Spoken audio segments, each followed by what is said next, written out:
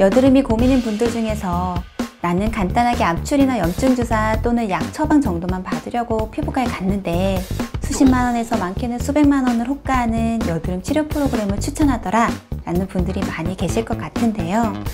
그래서 오늘은 피부과에서 추천하는 여드름 치료 프로그램 과연 상술일지 아닐지, 아니면 왜 여드름 치료 프로그램을 추천하는 건지 함께 알아보도록 하겠습니다. 피부과 전문의 이혜영입니다.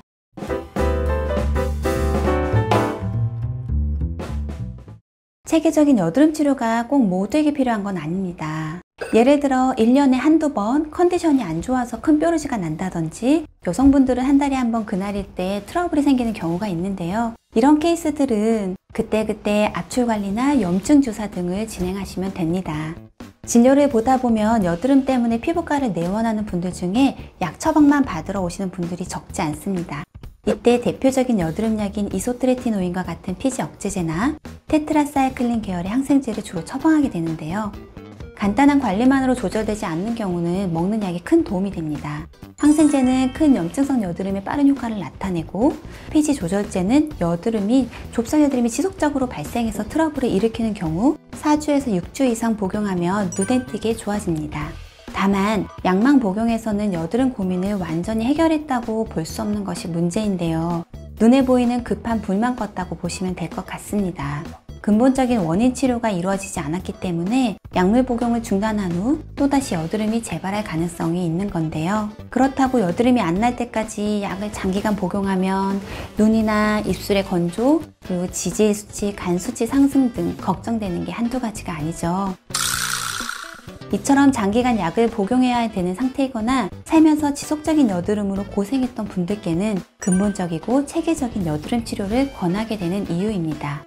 여드름 치료가 필요하다고 판단이 되면 피부 상태에 맞춘 체계적인 여드름 치료 프로그램을 권해드리는데요. 첫 번째, 여드름의 근본적인 원인을 해결하고 증상 개선에 뛰어난 치료 프로그램을 선택하셔야 합니다. 여드름은 크게 좁쌀 여드름과 화농성 여드름으로 나눌 수 있습니다.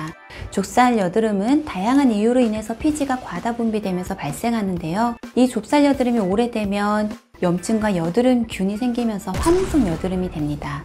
그렇기 때문에 좁쌀 여드름은 근본 원인이 되는 피지선을 파괴시켜서 피지 분비를 감소시키는 치료가 필요하겠고요. 화농성 여드름은 여드름의 원인이 되는 여드름균을 잠재우는 치료를 해주시는 것이 좋습니다.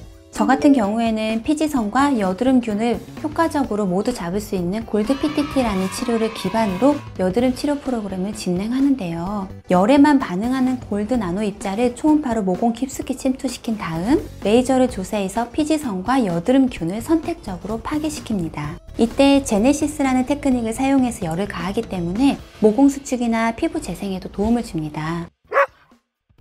그래서 여드름이 있으면서 모공이나 홍조, 피부에 탄력이 고민이신 젊은 여성분들께 적극 추천드립니다. 또 묵은 각질이나 노폐물들이 모공의 입구를 막아버리면 피지들이 빠져나가지 못하고 고이게 되면서 여드름이 생기는데요. 이러한 경우는 묵은 각질을 효과적으로 제거하는 스케일링을 진행해 주는 것이 좋습니다.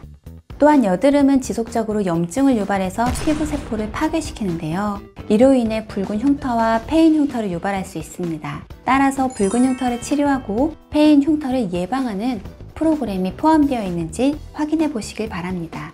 마지막 조건은 제가 여드름 치료에서 가장 중요하게 생각하는 부분인데요. 바로 여드름 재발을 막을 수 있는 치료가 포함되어 있는지 확인하셔야 됩니다. 재발률을 낮추려면 여드름의 근본 원인을 치료한 다음 건강한 피부 상태를 유지하는 것이 무엇보다 중요합니다. 건강한 피부는 적당한 수분을 갖고 있기 때문에 모공을 막고 있던 각질이 자연스럽게 탈락이 되고 피지의 배출이 적절하게 이루어지기 때문에 효과적으로 여드름의 재발을 막을 수 있습니다.